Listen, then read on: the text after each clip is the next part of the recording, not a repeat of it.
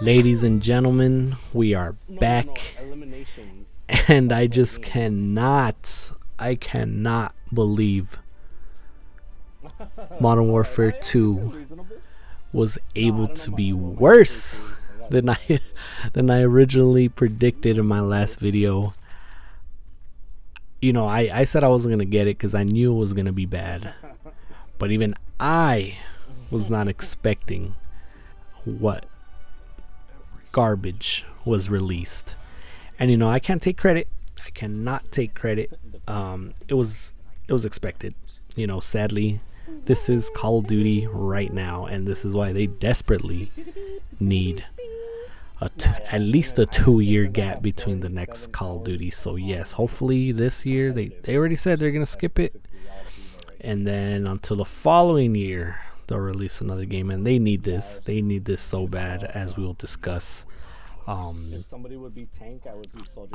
want to show off some of my Overwatch gameplay, a game that I think is at least competent in what they put out. It is free to play, but you know, even the simple thing, I think since I started playing, 3 characters have been taken out of the game because of, you know, glitches or, you know, things that they find that basically make the game not necessarily not playable, but you know, if there's a kind of an imbalance in gameplay, they act on it right away.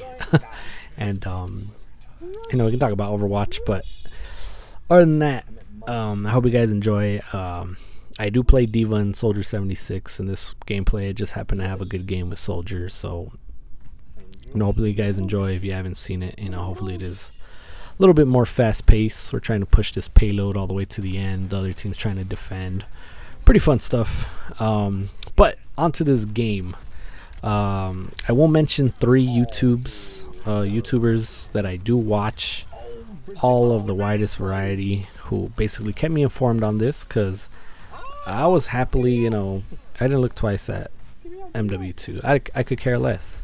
You know, if it's a good game, it's a bad game, you know, I'll eventually hear rumblings as to how good the game is, if it isn't, if it's not, if it is. And sure enough, I got, you know, one video, and this one was from a more positive YouTuber. This is JGod. He's the first one that basically put out a video saying this launch is horrible. All right. So then I had to go to my boy Blame Truth to see what he had to say. And if you know Blame Truth, man, you know, all he did was bash it, well deservingly. And then one of my other favorite YouTubers, Nero Cinema, he usually always stays positive too, and even he had one of the worst launch experiences. No, I think he quoted it, the worst launch experience. So yeah, let's get into it. And I'm not trying to bash this game. I'm just trying to, you know, add to the voice of the people to basically, you know, put out a good game. I want them to put out a good Call of Duty. I want to play Call of Duty. My friends know I love this game. It took me forever to finally call it quits, and now that I did, you know, I'm playing games like this where I'm having way more fun. So yeah, the first couple of things, I can't harp too much on them. It is expected, you know, you don't want them to, but these type of things, you know, I could let pass. And that's the crashing.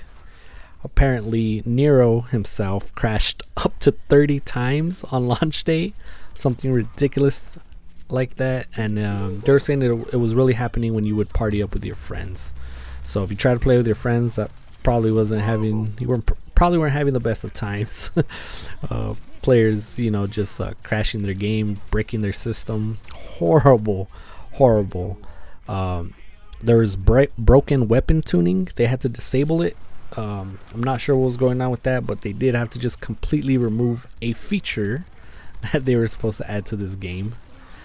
And on top of that, there was missing weapons that players noticed, you know, weren't in the game. But I forgot if they saw them in the campaign or in the beta. But DLC is a topic for another video, because man, DLC, the way that's evolved, so, since they first started adding DLC, is ridiculous. But yeah, and all those things I could somewhat see. Back in the day, you would get on, the servers were flooded, it wasn't the best experience on launch day, but you could at least play it. So now, to the non-excusables, these are the things that I just cannot believe. There's no hardcore mode. Apparently there's no hardcore mode. I personally don't play hardcore, but I know plenty of players that play hardcore, and that's egregious to not have that game mode. Imagine you play it, you buy it ready to play hardcore, and boom, you realize there is no hardcore. They do say it's coming, but that's ridiculous. No combat record. I hope you don't care about stats or even just looking at your basic win-loss ratio, kill-death ratio. It's non-existent.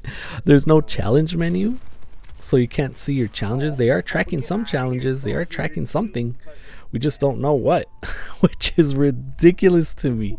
There's no leaderboards, so I have no idea what you're playing for right now besides ranking up your guns. There's no this is one of the most ridiculous one. No custom blueprints. That means all these attachments you basically work to form your perfect gun. Guess what? If you forget what attachments you had on it, you can't save them. That's ridiculous. That's something supposed to be day one. And even this so minimal, there's no double XP visual, so you have no idea if your double XP is on. This ridiculous, non-excusable things. Just it's ridiculous. It's so bad, so horrible. On top of that, the poor UI and the menus, like you're trying to navigate a Hulu screen. Utter ridiculousness.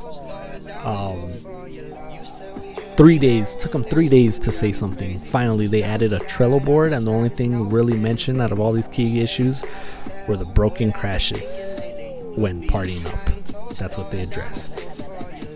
Utter disgrace. I cannot believe it, but it was expected. Play Overwatch, play Apex, look out for Warzone 2, and go get God of War. Peace out.